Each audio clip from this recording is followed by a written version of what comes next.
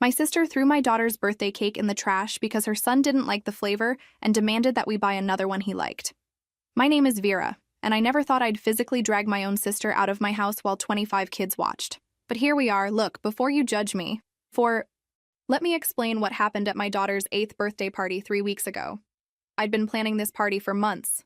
My daughter had become obsessed with pineapples after watching some cartoon, so naturally she wanted a pineapple-themed party. I went all out. Pineapple balloons, tropical decorations. Even ordered a custom 3-tier pineapple cake from a specialty bakery for $280. Yes, I know that's ridiculous. My husband told me I was being extra. But my kid deserved something special. Party was set for 2 p.m. I had the whole class invited, plus neighborhood kids. Rented a bounce house, hired a face painter, the works. Everything was perfect. My sister was supposed to arrive at 1:30 to help set up. She's got a 6-year-old son who's challenging. That's the polite way to say he's the most spoiled kid I've ever met, but I'm trying not to be completely harsh here. She's a single mom, and I think she overcompensates by giving him everything he wants. 1:30 came and went. 2 o'clock arrived, no sister. Kids started showing up, and I was running around solo because my husband's not exactly party planning material. By 2:15, I'd called her 3 times with no answer. She finally showed up at 2:45, 45 minutes late. No apology. Just walked in with her son trailing behind, looking like someone canceled Christmas. I should have known something was wrong right then. I was organizing a game when I heard my daughter scream. Not a fun scream, a genuine cry of distress. I ran to the kitchen, and there was my sister, holding my beautiful 3-tier pineapple cake over the trash can. "What are you doing?" I yelled. She looked at me with this blank expression. "He doesn't like pineapple. He wants chocolate." I stared at her. "What?" "My son doesn't like pineapple. You should have asked what he wanted. I need money to go buy a chocolate cake right now." Before I could process what was happening, she dropped it. Just dropped the entire cake into the trash. It hit the bottom with this horrible splat. Frosting exploded everywhere. Floor, cabinets, even the window. My daughter burst into tears, full body sobbing. Her friends stood frozen with their mouths open. I looked at my sister and felt something inside me snap. Not just anger, years of accumulated resentment breaking through like a dam giving way. "Get out," I said. My voice was shaking. "Don't be so dramatic," she rolled her eyes. "It's just a cake. Give me $200 and I'll get a proper one." That's when I grabbed her arm and started dragging her toward the door. She fought me, trying to pull away, but I didn't care. I was stronger than I thought. Her son was following us, wailing at the top of his lungs. I got her onto the front porch, and that's when I let everything out. 31 years of being invisible, of watching her get everything while I got nothing. I told her she was selfish, that she was raising a spoiled brat, that she was a terrible mother. She tried to slap me. I caught her wrist and shoved her. She fell on the lawn. And that's when my parents pulled up. Before I get to what my parents said, I need to explain our history. Because otherwise you'll think I'm just someone who attacks family over cake. And while yes, I did attack my family over cake, there's decades of context here. Growing up, my sister was the golden child. I'm not exaggerating. She literally could do no wrong. I was 3 years older, and from the moment she was born, I basically ceased to exist in my parents' eyes. When I was 12, I saved 6 months of allowance to buy a pet rabbit. I did research, prepared a habitat, was so responsible. I named him Peanut, and loved that rabbit more than anything. 3 months later, my sister decided she wanted to hang out in my room more because it had better light. Turned out she was allergic to rabbit fur. Not deathly allergic, just sniffly. My parents gave away my rabbit while I was at school. Donated him to some family across town. When I came home crying, my mom said I was being selfish and that family comes first. That was the pattern. Over and over. My sister wanted something, my sister got it, regardless of what it cost me. When I was 15, I was supposed to have a quinceañera. My mom's Mexican, and it was a huge deal. We'd been planning for over a year. My parents had saved $5,000. 2 weeks before the party, my sister threw a fit because she wanted to go on a school trip to Europe. The trip cost $4,000. My quinceañera got canceled. They used my party money for her trip and told me we'd celebrate small with family. We went to a chain restaurant. They brought out a cupcake with a candle. My sister posted pictures from Paris while I cried in my room. The worst part wasn't the big stuff. It was being invisible. When I made honor roll every semester, they'd say good job and move on. When my sister got a B instead of her usual C, They'd take her out for ice cream and post about being proud. When I won a regional science fair, my parents couldn't attend because they had to watch my sister's middle school play where she was background townsperson number 3. I got into college on partial scholarship, worked my ass off with a part-time job and student loans to cover the rest. My sister barely graduated high school, didn't go to college, moved back home where my parents supported her for years. Did they ever offer to help with my loans? What do you think? When she got pregnant at 22, my parents practically threw a parade. Never mind the guy disappeared. Never mind she had no job. No plan. They converted their guest room into a nursery. When I got pregnant 2 years later, married, financially stable, with a career, my mom said, "Oh, that's nice. Will this interfere with you babysitting your sister's son?" I love my nephew. I do. But he's been raised with zero boundaries, and it shows. Every time I'm around him, it's a nightmare. He destroys things, hits other kids, screams when he doesn't get his way. My sister thinks discipline is cruel. She's raising a miniature version of herself. I've tried talking to my parents. They tell me I'm judgmental, that I need to be understanding, that my sister had a hard path and needs support. What about my hard path? So when I grabbed my sister's arm at that party, it wasn't about a cake. It was about 31 years of being treated like my feelings didn't matter. It was about watching my daughter's face crumple the same way mine had crumpled dozens of times. It was about being done. Finally. Completely done. So there I was on my front lawn with my sister sprawled on the grass, her son screaming, and my parents pulling into the driveway. Perfect timing. The universe has a sick sense of humor. My dad jumped out. "What's going on? Why is your sister on the ground?" "Ask her why she threw my daughter's birthday cake in the trash," I said, pointing at my sister. My mom was already helping her up, brushing grass off her pants, asking if she was okay. My sister immediately started crying. Not angry crying, but this pathetic, wounded crying. "She attacked me! She dragged me out of the house and pushed me down." Is this true?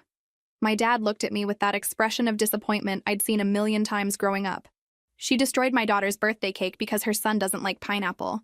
"It was just a cake," my mom said. "Did you really need to get violent over a cake?" Just a cake. Those 3 words made everything click. Nothing had changed. Nothing would ever change. "Get off my property," I said. "All of you, right now. We're not going anywhere until you apologize to your sister," my dad said. Apologize? She showed up late, threw away $300 worth of cake, demanded I pay for a replacement, and you want me to apologize? "You pushed her down," my mom said. "She tried to slap me first." I was defending myself.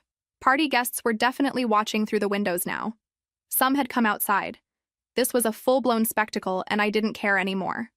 "You've always been jealous of her," my sister said through her tears. "Always. You can't stand that people actually like me."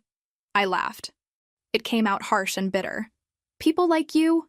You can't keep a job, you can't keep friends. You're a 33-year-old woman living off our parents because you've never faced a single consequence for anything you've done." "That's enough," my dad said, his voice rising. "Your sister is going through a difficult time."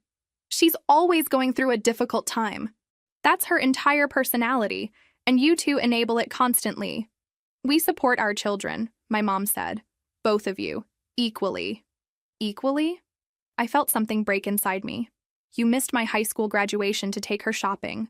You missed my college graduation because she had a headache. You've given her thousands of dollars and never offered me a cent. Where's the equality?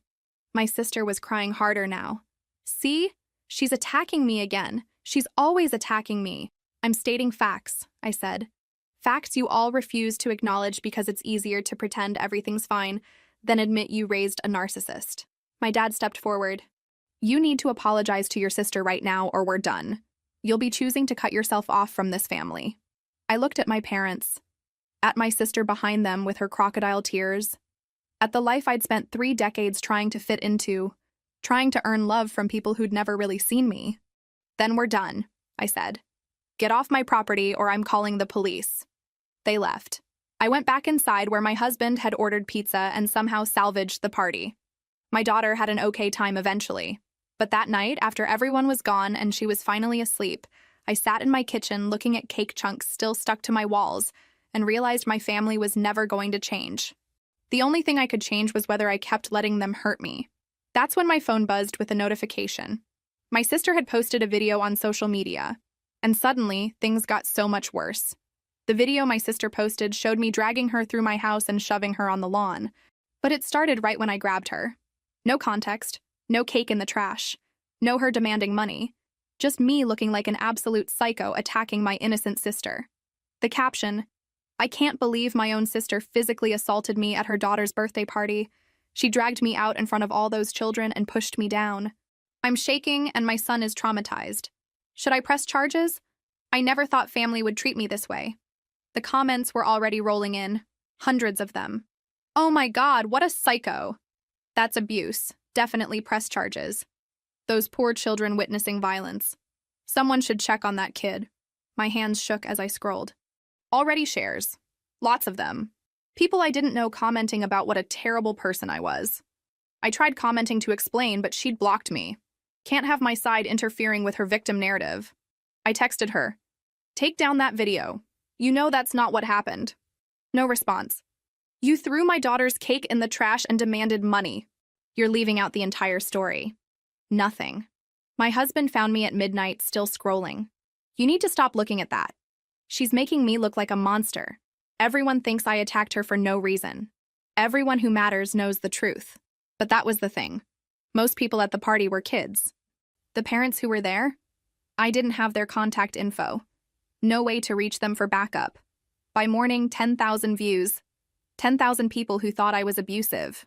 I spent that morning documenting everything. Photos of cake remains in my trash. Photos of splatter on my walls. Screenshots of messages confirming party time. Doorbell footage showing her arriving 45 minutes late. I made my own post with all the evidence, explaining what actually happened. Kept my daughter's face out of it, but made sure people understood this wasn't random violence. This was consequences for destroying something special for a child. The response was mixed. Some supportive comments. Others accused me of making up stories to cover abuse. The worst said even if she did throw away the cake, that didn't justify violence. And they weren't entirely wrong. I know I shouldn't have grabbed her. I know. But with my daughter crying and my sister acting entitled, something broke. My sister's response. Now she's making up stories to justify her violence. Classic abuser behavior. Attack someone, then blame them for making you do it. I'm honestly scared for her family. The internet ate it up. People choosing sides. My husband's friends messaging him. My coworkers saw it. My boss saw it. I got pulled into an HR meeting about my home situation. Humiliating doesn't even cover it. 3 days of nonstop comments, shares, arguments between strangers. I'd posted doorbell footage showing her arriving late. She'd posted screenshots of old texts claiming they showed my pattern of hostility. The texts were things like, "Can you give me more notice for babysitting?" and "I can't lend you money right now." Apparently, boundaries equal hostility. Some party parents reached out privately saying they supported me. One mom commented on my sister's video backing up my story. My sister called her my flying monkey, helping me abuse her. It would have been funny if it wasn't destroying my life. Then came the family intervention. 1 week after the party, someone rang my doorbell. I looked through the peephole and saw my parents. Behind them, my aunt, uncle, 2 cousins, and my grandmother. 7 people on my porch like some intervention SWAT team. I opened the door. "What's going on?" "We need to talk about your behavior," my dad said. I should have closed the door. But that stupid part of me that spent 31 years seeking approval let them in. They arranged themselves in my living room like a courtroom. My grandmother sat center. Everyone flanked her. My husband was upstairs with our daughter, so I faced this alone. "This has gone too far," my mom started. "The social media posts, the arguing, attacking your sister." "I didn't attack her. She destroyed my daughter's cake and I removed her from my house." "You pushed her down," my uncle said. "We saw the video. She tried to slap me first. She fell when I shoved her away." "Still violence," my aunt said. "No excuse for family violence." I looked around. Did anyone ask her about the cake? About why I was upset? "She said it was just a cake," my mom said. "Even if it wasn't, your reaction was disproportionate. You need to apologize publicly. Take down your posts. Admit you overreacted. Ask forgiveness." I laughed. Actually laughed. "You want me to apologize for being upset she destroyed something special for my daughter?" "You're acting like the victim," my dad said. "But you got physical. You keep escalating online. Your sister is afraid of you." "My sister is a manipulative liar who's been the golden child her entire life and can't handle someone finally standing up to her. Silence. My grandmother cleared her throat. That's enough. I didn't raise you to be cruel. Your sister has had a hard life. No, I stood up. Her life hasn't been hard. She's never faced consequences because you all enable her constantly. You know why she's a single mom? She got pregnant thinking it'd make a guy stay. You know why she can't keep a job? She starts drama everywhere until she's fired. You know why her son acts out? She doesn't parent him at all. That's horrible to say about your nephew, my mom gasped. It's true. And you all know it, but keep bailing her out and making excuses while I've had to work for everything. My cousin, one I'd been close with, spoke up. I mean, she's not entirely wrong. Everyone stared. She shrugged. Come on. We all know my aunt has always babied her. We've talked about it. That's not the point, my dad said quickly. When's the last time you came to my daughter's school events? I interrupted. Or asked about my job? Or congratulated me on anything? But when my sister needs rent money for the 4th time this year, you all pool together. Where was family solidarity when I worked full-time through college? You didn't need help, my mom said. You've always been so capable. Because I had to be. Otherwise, I'd have ended up like her, useless and dependent. My aunt stood. She's clearly not ready for rational conversation. Wait, another cousin said. I want to hear this. Why does she get away with everything? My grandmother sighed. Because she's not strong like you, Vera. She needs more support. There it was. Finally said out loud. I wasn't given support because I was strong enough not to need it. Get out, I said quietly. All of you. They left arguing amongst themselves. My husband found me afterward shaking on the couch. But something had shifted. For the first time, cracks appeared in the family's unified front. After the intervention disaster, I did something probably petty. I started investigating my sister's past. Not stalking, just reaching out to people I knew she'd had conflicts with, asking what happened. I found a pattern, a very clear pattern of her starting problems, playing victim, and walking away while everything burned. Her former roommate from 5 years ago responded to my message within an hour. Paragraphs about how my sister moved in needing a month or two, stayed 8 months without paying rent, ate her food, used her car without asking. When confronted, posted online about being made homeless by someone she thought was a friend.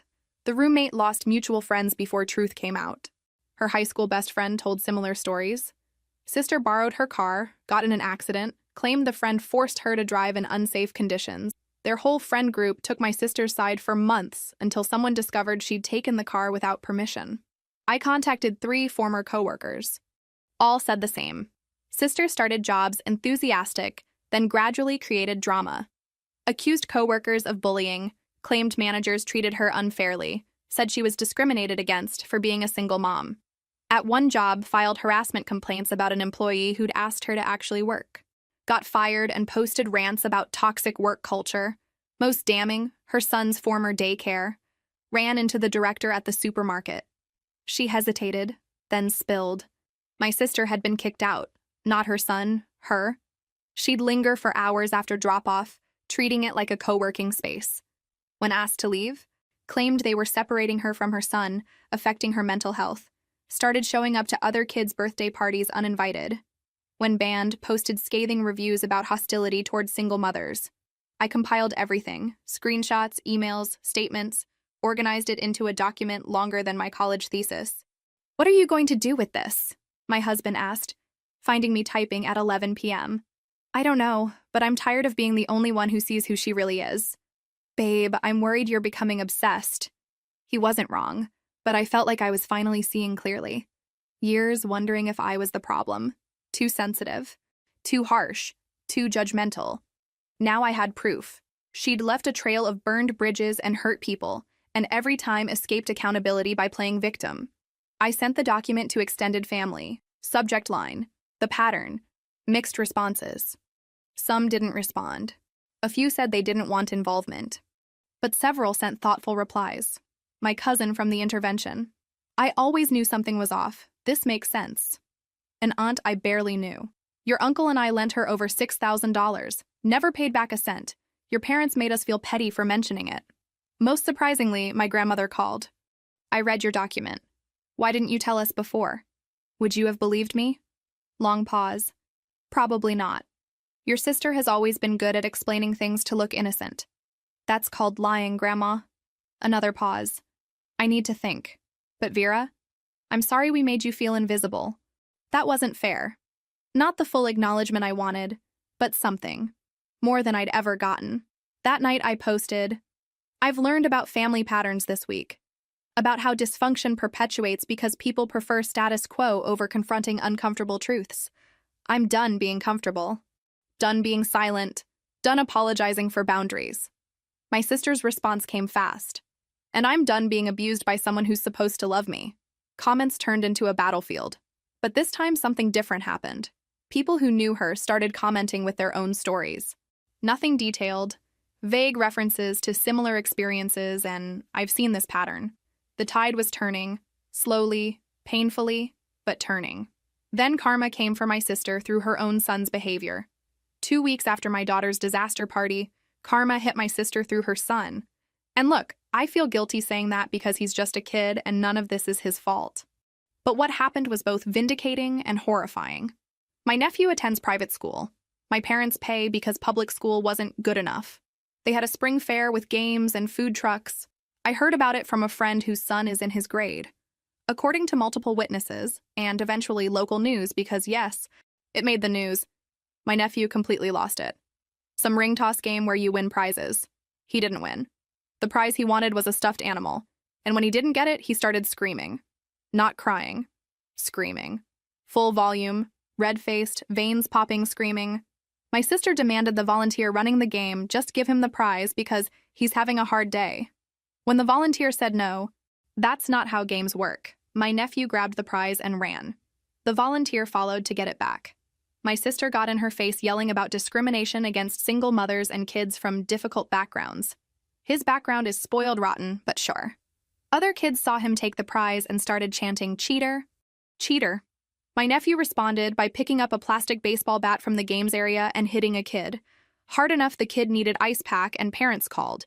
When a teacher tried taking the bat, my nephew bit her. Bit her hand hard enough to break skin. School security got involved. Took him to the principal's office while my sister followed screaming about lawsuits and discrimination. The whole thing got captured on multiple phones. By evening, it was all over local social media. My friend sent me a link. Isn't this your nephew? I watched 3 times. Worse than imagined. You could see his face red and contorted with rage, completely out of control. My sister not calming him but defending his behavior, blaming everyone else. You could hear her screaming, "He has special needs. You're all ableist." For the record, he doesn't have special needs. Never been diagnosed. He's just never been taught actions have consequences. The video got hundreds of comments. People appalled. General consensus, child needs help. Mother failing him. Several people who'd seen my sister's posts about me pointed out the irony. Here she was calling me abusive while her son literally hit other children. School called emergency meeting. Suspension for a week. Required psychological evaluation before return. Permanently banned from school events unless directly supervised. My sister went nuclear. Posted long rant about targeting her son, trying to label him troubled to justify ableist policies, considering legal action. Set up fundraiser for legal fees to fight educational discrimination. The fundraiser raised $73. Her previous I Was Assaulted fundraiser had raised nearly $2,000. The tide was definitely turning. My parents called me for the first time since intervention. Did you see what happened to your nephew? I did. He's going through tough times. Your sister needs support, not judgment. Mom, he attacked another child and bit a teacher. That's not tough times. That's serious behavioral problems needing professional help. Well, if you hadn't traumatized him by attacking his mother, I'm hanging up now. And I did. Actually hung up on my mother. Terrifying and liberating. That night, I got a message from unknown number. The teacher my nephew bit. She'd found my social media somehow. I saw your posts about your sister. I wanted you to know I believe you. I've been teaching 15 years and dealt with difficult parents, but your sister is something else. Her son desperately needs help and she refuses to see it. You're not crazy. You're not abusive. You're the only one in that family who sees reality clearly. I stared at that message for a long time. Validation from a stranger shouldn't have meant so much. But it did. It really did. And things were about to get much worse. 3 days after the school incident, things escalated. It was 2:17 in the morning. I know the exact time because I checked my phone when someone started pounding on my door. Not knocking, pounding, like trying to break it down. My husband shot up. What the hell? I grabbed my phone and pulled up the doorbell camera. My sister on our porch, clearly drunk, stumbling, hair a mess, mascara running, hitting the door with both fists, yelling something I couldn't make out. It's my sister. She's drunk. I'm calling the police, my husband said, reaching for his phone. Wait. Some stupid ingrained sense that you don't call cops on family. I pulled up two-way audio. What do you want? Her face appeared close to camera, distorted and wild-eyed. I want to talk. Like adults. Let me in. You're drunk. Go home. I'm not drunk. I had 2 drinks. Stop making me seem crazy. She definitely wasn't slurring badly, but her eyes were unfocused, movements exaggerated. Whether 2 drinks or 10, she was in no condition for productive conversation. Go home or I'm calling police. Call them! Call them so they can see how you abuse me, how you've turned everyone against me. She kicked the door. Actually kicked it hard enough I heard something crack. My husband was already on with emergency services. I switched camera to record. My sister completely lost it, screaming about how I'd ruined her life, poisoned family against her, that I was terrible and had always been jealous. She kicked the door twice more, leaving scuff marks and cracks. Then she noticed the camera, got right up close and yelled at the lens. You think you're so perfect. You're not. You're a bitch and everyone knows it. Your daughter's going to grow up hating you. That one hurt. Really hurt. My daughter appeared in our doorway. Mommy, what's that noise? It's nothing, sweetie. Go back to bed. Is that Auntie? I hesitated. Yes, but she's leaving soon. Go back to your room. My husband guided her out while I watched camera. My sister had moved to our window trying to look inside. When that didn't work, picked up a decorative rock from landscaping. For a horrible second, I thought she'd throw it through the window. She just held it, swaying. Police arrived 7 minutes after the call. I watched through camera as they pulled up, lights flashing. My sister immediately dropped the rock and started crying. Not angry crying, pitiful victim crying. Thank God you're here. My sister locked me out and I just wanted to talk. I think she's having a mental health crisis. I'm worried about my niece. I couldn't believe it. I opened the door and stepped out. 2 officers stood with my sister. Are you the homeowner? The male officer asked. Yes, she's my sister. Showed up drunk at 2 a.m. attacking my door. I'm not drunk. I had 2 glasses of wine hours ago. She's lying because she hates me. Ma'am, have you been drinking? The female officer asked. I told you, just 2 glasses. I need you to take a breathalyzer. My sister's face cycled through anger. Panic, calculation. I don't have to. I'm not driving. You're on someone's property at 2 a.m., damaging their door after they called about your behavior. Take the test voluntarily or we take you in for public intoxication and trespassing. She looked at me with pure hatred. This is what you wanted. To humiliate me. I wanted to sleep without being terrorized, I said. She failed. BAC.13, well over legal driving limit. Officers arrested her for public intoxication, trespassing, vandalism. Asked if I wanted to file additional charges. I said yes to everything.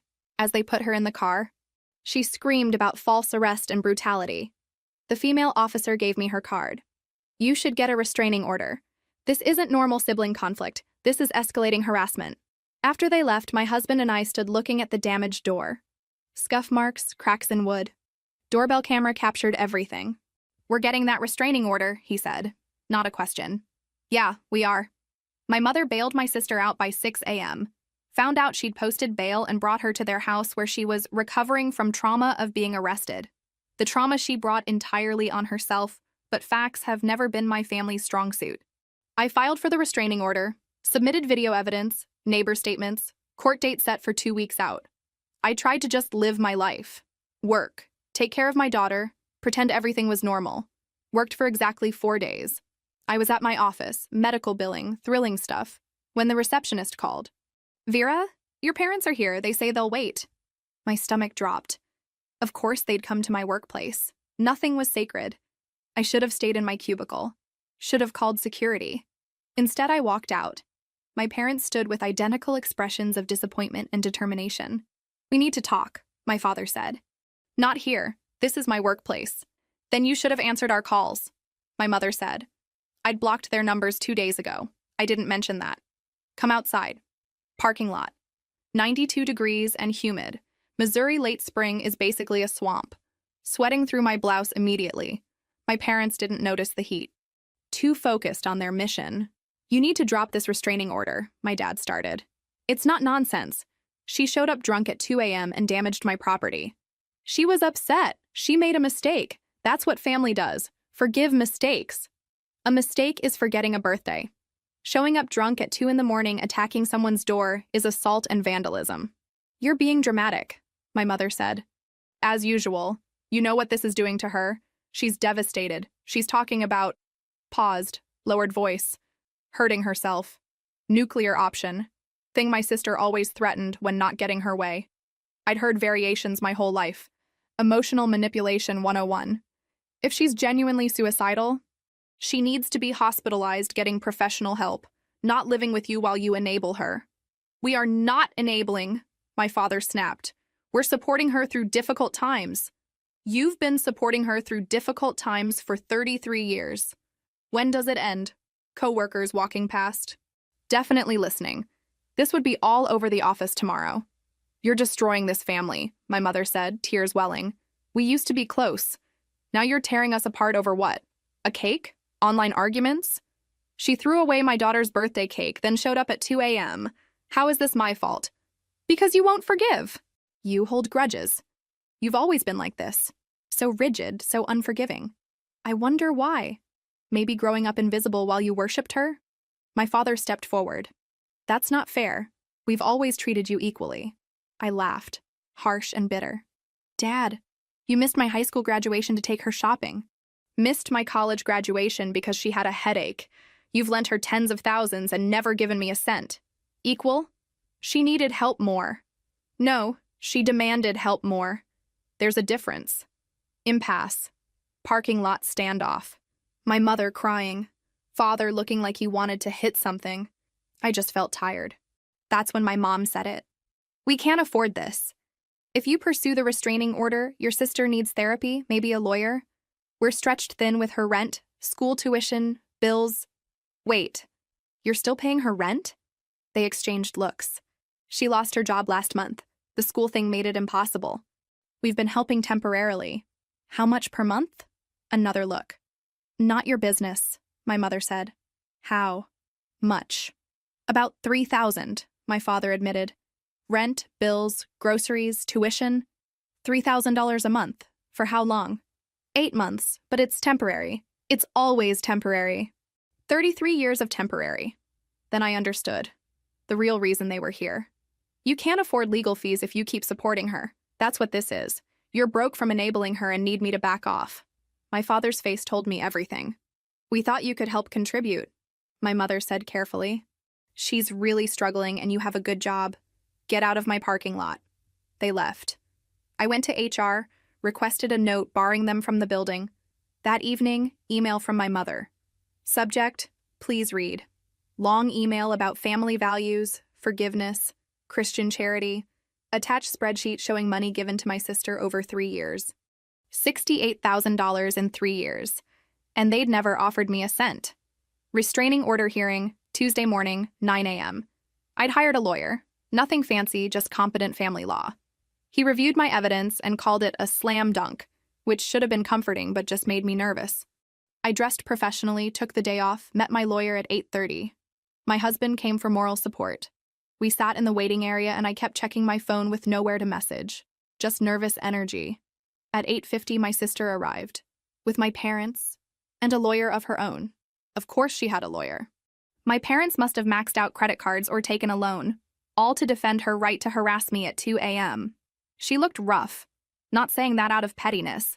She genuinely looked unwell. Dark circles, hair in messy ponytail, dress that looked grabbed from the back of her closet. Her lawyer, in contrast, looked extremely professional. Expensive suit, designer briefcase. Where'd they find money for this? We didn't make eye contact. My parents shot me looks, half anger, half desperation. I ignored them. At 9 exactly, called into courtroom.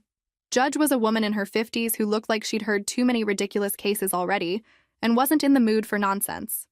My lawyer went first, presented doorbell footage, police report, photos of door damage, neighbor statements.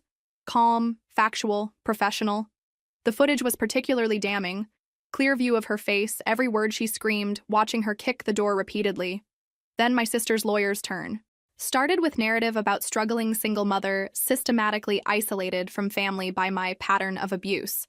Showed the video of me dragging her out at the birthday party. Had printouts of my heated social media posts. Made it sound like I was running a harassment campaign against a vulnerable woman. Judge looked bored through most of it. Then asked, "Counselor, does your client deny showing up at plaintiff's home at 2:17 a.m.?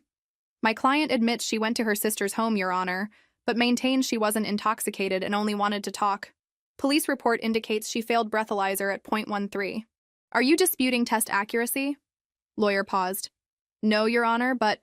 So she was legally intoxicated on someone else's property at 2 a.m., causing disturbance resulting in property damage requiring police intervention. Correct? The context of their relationship? I'm asking yes or no questions. Counselor. Was she or was she not intoxicated on plaintiff's property at 2 a.m.? Yes, Your Honor. Judge turned to my sister. Do you have anything to say? My sister stood. Her lawyer tried stopping her, but she was already talking. Your Honor, my sister's been abusing me for years. Turned my whole family against me. Attacked me at her daughter's party, and now she's using the legal system to continue harassment. I went that night desperate to make her understand how much she's hurting me. Yes, I'd been drinking, but I have anxiety and was self-medicating. Ma'am, Judge interrupted. Self-medicating with alcohol, then showing up at someone's home at 2 a.m. isn't a defense. It's evidence you need help. I do need help, because my sister is destroying my life. Judge looked at her for a long moment, then at me. Do you have anything to add? I stood. My lawyer had advised staying quiet, but I needed to say this. Your Honor, my sister has never faced consequences in her entire life. Every time she does something harmful, my family makes excuses. They tell her she's the victim. They enable her to keep behaving this way. I'm not trying to destroy her life. I'm trying to protect mine and my daughter's. We deserve to feel safe in our home. Judge nodded slowly. I'm ordering psychological evaluation before final ruling. Respondent will undergo evaluation within 30 days. Court appointed. Meanwhile, I'm issuing temporary restraining order. Respondent stays at least 200 meters from plaintiff, her home, workplace, and daughter's school. No contact through social media, phone, email, or third parties. Effective immediately until we reconvene after evaluation. My sister started crying. This isn't fair. You're not listening. Ma'am, I watched you kick someone's door while screaming profanities at 2 a.m. I reviewed police reports showing you highly intoxicated. I've seen damage you caused. There isn't another side. Those are facts. Evaluation will determine if underlying mental health issues need addressing, but regardless, this order is necessary for everyone's safety. She sobbed. My mother rushed over. My father looked at me with an expression I couldn't read. Anger, yes, but also maybe resignation. Outside, my lawyer shook my hand. Psychological evaluation is great for your case. If she's diagnosed, and based on what I saw, she probably will be, it strengthens permanent restraining order. My husband and I walked to our car in silence. Once inside, I just sat there, hands on steering wheel. How do you feel? Relieved, and sad, and guilty, and angry, all at once. That's probably normal. Is it, though? Is any of this normal? He squeezed my shoulder. We drove home and I slept 14 hours straight. The psychological evaluation took 3 weeks. I lived in weird limbo, waiting for the other shoe to drop while trying to exist normally. The restraining order meant no contact with my sister or parents, which was both terrifying and liberating. My daughter noticed immediately. How come Grandma and Grandpa haven't visited? My husband and I had discussed this. Agreed on age-appropriate honesty. They need time to work through some grown-up problems. It doesn't have anything to do with you. They still love you very much. Did they, though? I wasn't sure anymore. They loved the idea of her, maybe. But had they ever actually shown up? They'd missed her last 2 birthday parties, one helping my sister move, another because my nephew had a cold. Never came to a single school event. Saw her maybe 6 times last year. The restraining order was clarifying. Forced me to see how little they'd actually been present.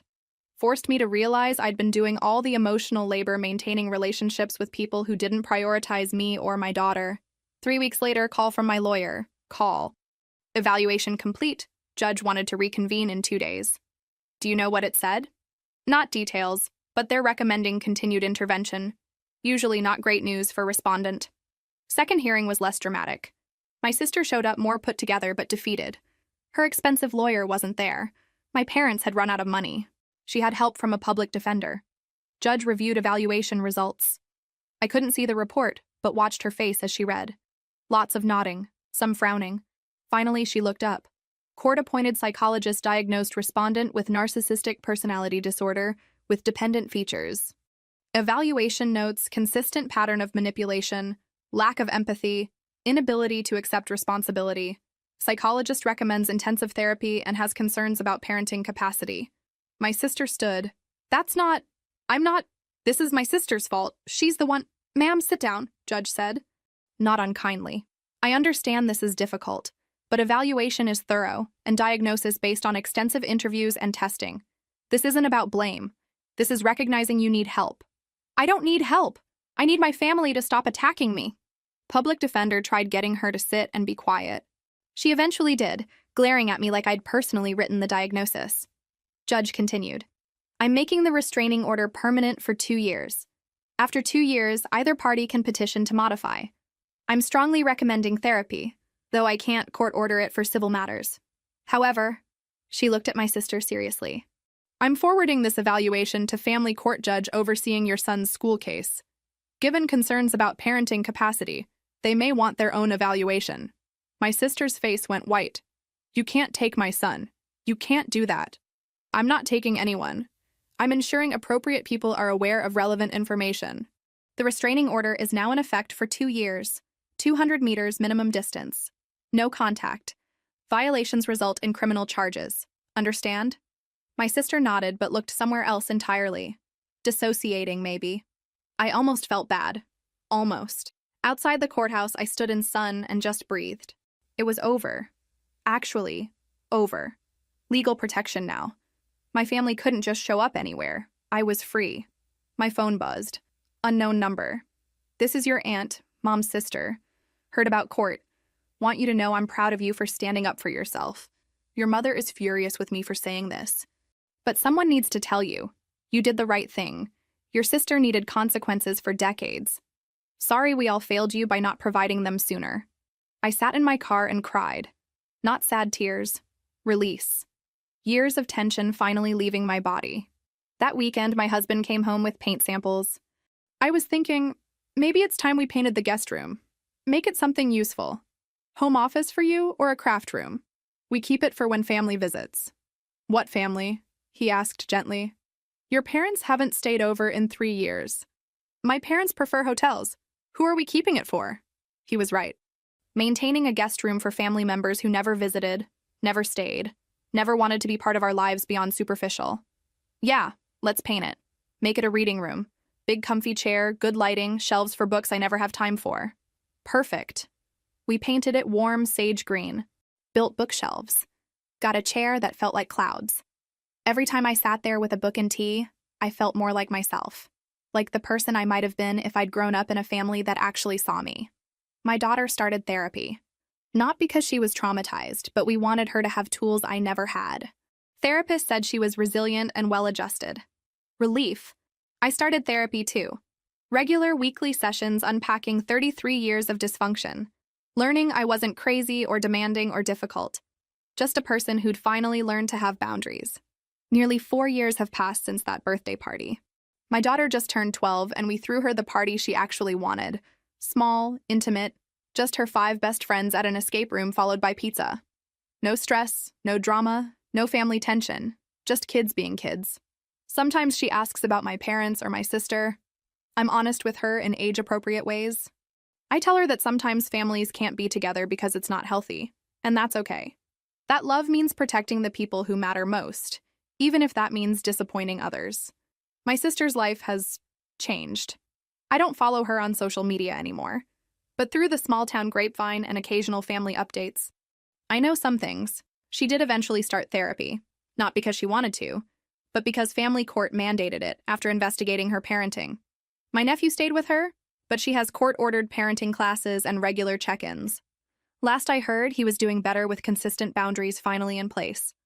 I hope that's true. He deserves a chance to be a normal kid. My parents tried reaching out a few times that first year. Letters, mostly. My moms were full of guilt trips about how I was breaking apart the family, how they were getting older, and I'd regret this when they were gone. My dads were shorter, angrier. Neither ever actually apologized or acknowledged their role in enabling my sister for decades. I kept the letters in a box in my closet, but I never responded. Then, about 18 months ago, my grandmother reached out. She called and asked if she could visit, just her. I agreed, cautiously. She sat in my reading room, the one that used to be the guest room, and looked around at the bookshelves, the comfortable chair, the life I'd built without them. "I've been thinking a lot," she said, "about how we raised your mother, about the patterns that get passed down. Your mother's sister, your aunt who messaged you, she told me some things I didn't want to hear, about how we treated them differently too, how it damages people." "It does," I said simply. "I can't fix the past, but I want to know my great-granddaughter, and I want you to know that I see you now. I see what we did, and I'm sorry. It wasn't everything, but it was something." She visits every few months now. She and my daughter bake together. She never brings up my sister or my parents unless I ask first. She respects my boundaries. My aunt, my mom's sister, has also stayed in touch.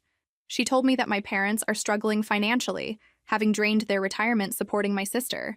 They're trying to get her to move back in with them to save on rent. The cycle continues, just in a smaller orbit that doesn't include me. I don't feel guilty about that anymore. Therapy helped. Understanding that I'm not responsible for fixing problems I didn't create, that was huge. Learning that boundaries aren't punishment, they're protection, that was everything. My marriage is stronger. My husband says I'm lighter now, less weighed down by trying to earn love from people who were never going to give it freely. My daughter is thriving. She's confident, kind, has healthy friendships. She's never had to compete for attention or wonder if she matters. That alone makes every difficult choice worth it. I still have complicated feelings about my sister. I hope she's genuinely working on herself. I hope her son is okay. But I also know that her healing isn't my responsibility. I spent 31 years being collateral damage in her drama. I'm done with that. Sometimes I think about what I'd say to my younger self, the one who kept trying to earn her parents' approval, who wondered if she was too sensitive or too demanding. I'd tell her she wasn't the problem, that choosing herself wasn't selfish, that sometimes the most loving thing you can do is walk away from people who refuse to see you. The restraining order expired last year, but I renewed it for another 2 years. I'm not sure what I'll do when it does. Part of me thinks my sister won't reach out anyway. Narcissists hate being held accountable, and I became that accountability. Part of me is prepared for another round of drama if she does. But here's what I know for certain. I have a daughter who knows she's loved unconditionally. I have a husband who supports me completely. I have a home that feels peaceful. I have boundaries that protect my family. I have a life that's mine, not one dictated by dysfunctional family patterns. That 3-tier pineapple cake was expensive, but learning to value myself, that was priceless. And honestly, I'd destroy that cake myself 100 times over if it meant getting here, to this place where I'm finally free.